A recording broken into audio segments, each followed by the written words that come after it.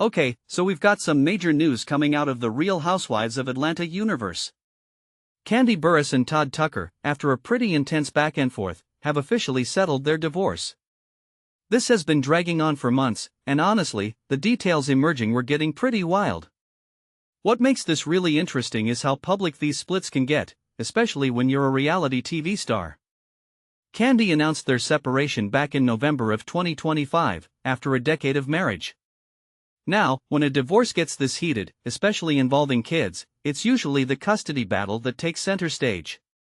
Initially, Kandi was asking for joint custody, but then it shifted to her requesting sole custody after Todd reportedly pushed for primary custody himself. From my perspective, this is where things get really telling about the dynamics.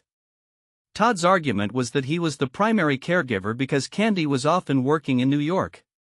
This is a classic point of contention in many relationships, but amplified under the spotlight. What many people don't realize is how much of a toll constant travel and career demands can put on a family, even when there's immense love there.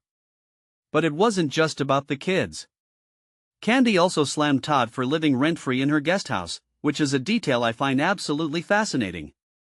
Todd's counter was that he was only there because Kandi had kicked him out of the main house.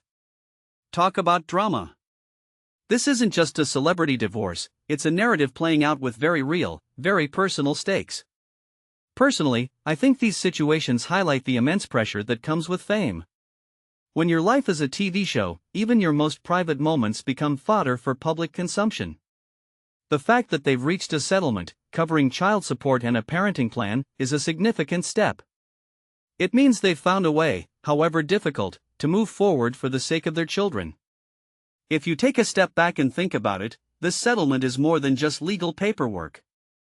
It's the closing of a very public chapter and the beginning of a new, albeit different, one for Kandi and Todd.